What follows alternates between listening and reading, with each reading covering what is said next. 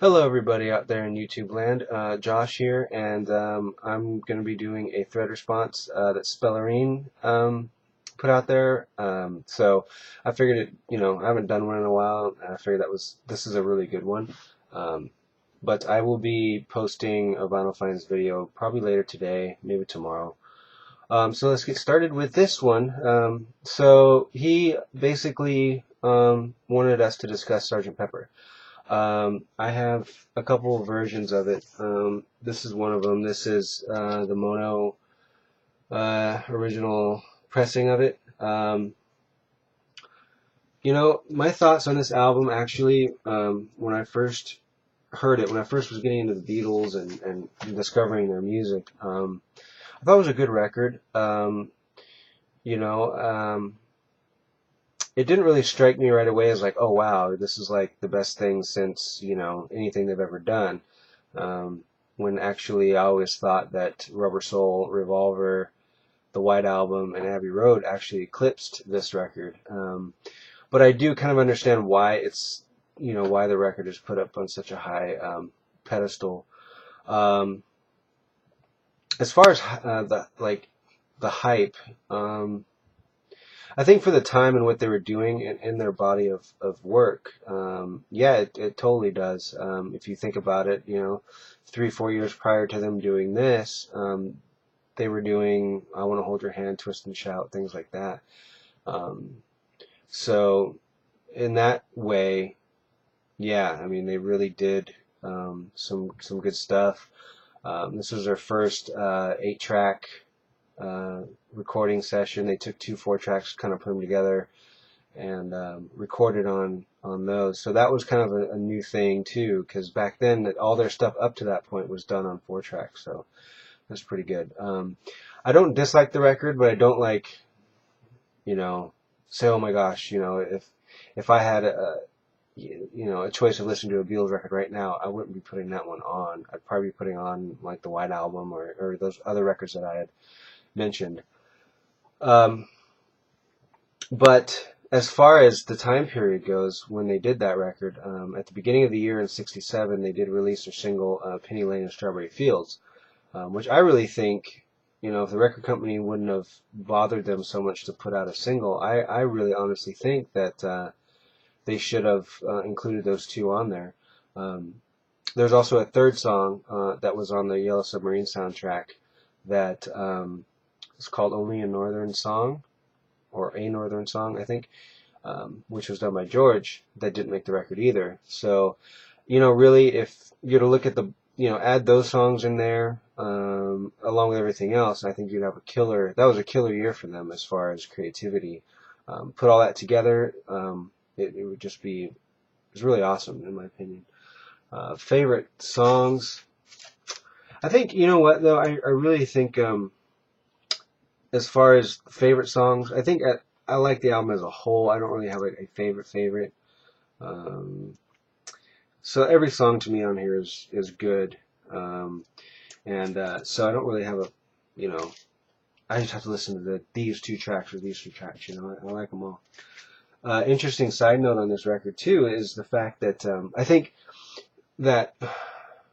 Well, let me get back to my original thought.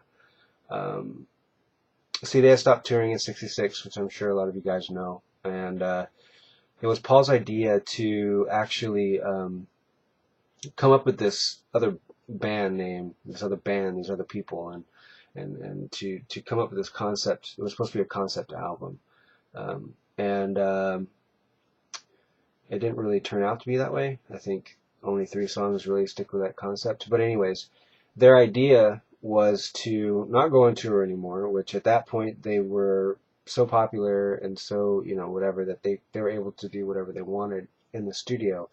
So they decided, well, let's make a record.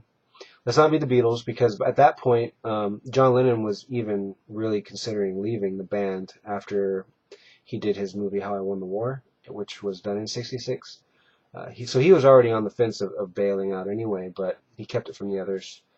Um, so um, so Paul had this idea, and they said, yeah, we'll just have the record go on tour for us instead, and we'll be this. We won't be the Beatles anymore, because I think they were already pretty much tired of being the Beatles at that point.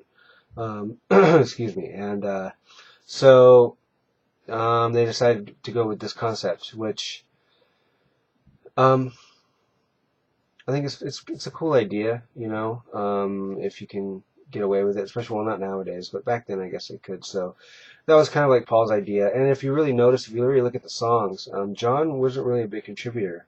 I mean, being the benefit of Mr. Kite, he bought a poster in an antique shop that had the lyrics to it. All he did was put it to music. So I think the contribute what John contributed to it wasn't as much as what Paul was. Paul really spearheaded this whole thing. Um, and so yeah, but what else does he say in here? Cover art. Well, the cover art is iconic. I mean, like I heard Mr. Hall of Fame said, I mean, if you look at this thing, across the room, man, you're gonna know, like, oh, that's Sgt. Pepper. Oh, okay. I know that record. Even if you don't even know the band, oh, that record looks familiar because it's just everywhere. Um, and to add to that, though, I don't think that necessarily on my like best albums of all time from any group anywhere, I don't think this album it would be in the top probably 10, but I don't think it'd be number one, which um, I'm a big Beatles fan. That's kind of, a weird thing for me to say, but yeah, so I mean that's it as far as what I think of the record. Oh, and if I would listen to it as like background music or whatever, no, really, I think with this album, if I ever decide I want to listen to it, I'll actually take the time and listen to it at home and enjoy the album for what it is. I wouldn't necessarily use it as background music, like if you have a party or something and it's just something to take up the space, or or I listen to it in my car too. So, I mean, I would actually sit down and listen to it and enjoy it, because it is enjoyable. So, but yeah, so that's it for me. I'll be posting a vinyl finds video later, today, if not maybe tomorrow. So yeah, so all right, guys, thank you very much for taking the time to watch me babble about this, and hope you guys have a great day, and I will be seeing you guys real soon. All right, take care.